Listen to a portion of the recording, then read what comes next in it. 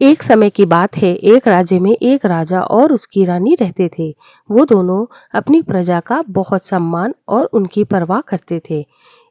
उनके इसी स्नेही स्वभाव के कारण राज्य की प्रजा राजा और रानी को बहुत सारी दुआएं देते थे।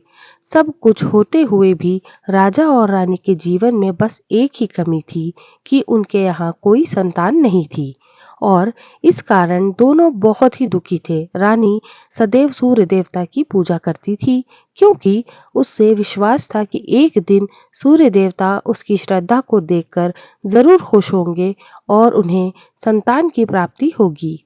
एक दिन राजा और रानी दोनों बगीचे में टहलने जाते हैं। दोनों प्रकृति का आनंद लेते हैं। उसी बगीचे में एक तालाब था जहाँ राजा और रानी टहलते हुए तालाब के किनारे चले जाते हैं। तालाब में एक बड़े से पत्ते पर उन्हें एक मेंढक दिखाई दिया। वो मेंढक उनके पास आता है और भविष्यवाणी करता है कि बहुत जल्द ही रानी की इच्छा पूरी होगी, उनकी गोद भर जाएगी। दिन बीते और आखिरकार रानी की गोद हरी हो गई। राजा के यहाँ एक प्यारी सी बेटी का जन्म हुआ। बिटिया के जन्म से पूरे राज्य में खुशी की लहर चल पड़ी। राजा ने कहा कि बेटी का जन्म सूर्य देवता की कृपा से हुआ है, तो इसका नाम सनशाइन रखेंगे। सब तरफ खुशियां ही खुशियां थी। राजा अपनी बेटी के जन्म पर एक भव्य आयोजन रखता है और सभी परियों और पूरी प्रजा को महल में आमंत्रित करता है, लेकिन वो काली परी को बुलाना भूल जाता है। सब लोग सनशाइन को आशीर्वाद दे रहे थे, तभी काली परी को देखकर ये बहुत गुस्सा आता है और वो भरी सभा में प्रकट हुई और उसे ना बुलाने की वजह से क्रोध में आकर राजा की बेटी को श्राप देती है कि जब सनशाइन 15 साल की होगी तब एक कील चुभने से उसकी मौत हो जाएगी। ऐसा कहकर काली परी गायब हो जाती है। ये सुनकर राजा व रानी दोनों बहुत दुखी हो गए। तब सफेद परी से दोनों की परेशानी देखी नहीं गई और उसने राजा को सांत्वना देते हुए कहा कि मैं श्राप को हटा तो नहीं सकती हूँ, लेकिन कम जरूर कर सकती हूँ। इसीलिए जब सनशाइन 15 वर्ष की होगी तब कील चुभने से वो 100 साल के लिए गहरी नींद में सो जाएगी और उसके साथ राज्य के सभी लोग भी गहरी नींद में सो जाएंगे। लेकिन जब एक सुंदर राजकुमार महल में आकर सनशाइन का हाथ चूमेगा तो सब वापस जग जाएंगे। ऐसा कहकर सफेद परी भी गायब हो गई। अब दिन बीतते हैं और सनशाइन 15 वर्ष की हो जाती है। उसी दिन राजा और रानी को किसी काम से बाहर जाना था। वो दोनों सनशाइन को दासी के भरोसे छोड़कर चले जाते हैं।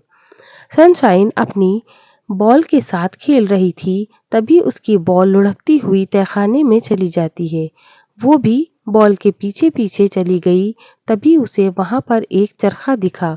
उसने चरखे के पास जाकर अच्छे से देखा और उसे हाथ लगाया तो चरखे की कील उसके हाथ में चुभ गई और कील के चुभते ही सनशाइन गहरी नींद में सो गई। दास दासियां सनशाइन को पूरे घर में ढूंढते हैं। अंत में वो तहखाने में जाकर देखते हैं तो उन्हें वहां सनशाइन सोई हुई मिलती है। वो उसे उठाकर कमरे में के पलंग पर लाकर सुला देते हैं और धीरे धीरे महल के सभी लोग भी गहरी नींद में चले जाते हैं। कई साल बीत गए और महल के चारों तरफ घनी कटीली झाड़ियां उग गई। अब वो किसी का भी आना जाना संभव नहीं था। महल के बारे में सुनकर बहुत सारे राजकुमार वहां आए तो सही, पर कभी वापस नहीं गए क्योंकि काली परी के श्राप के कारण वो सभी गहरी नींद में सो जाते थे। एक दिन महल के किस्से सुनकर एक राजकुमार वहां आने की योजना बनाता है।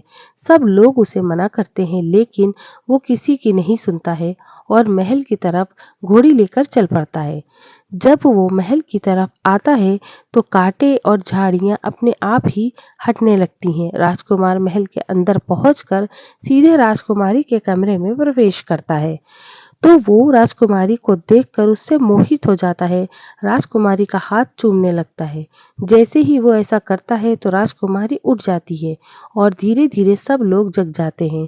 अब सबने राजकुमार को धन्यवाद दिया और राजकुमारी को भी राजकुमार से प्यार हो गया। उन दोनों की शादी करवा दी गई। अब सब महल में फिर से हंसी खुशी रहने लगे। तो सीख, अगर आप किसी के साथ कुछ अच्छा करते हो तो आपके साथ भी अच्छा ही होता है।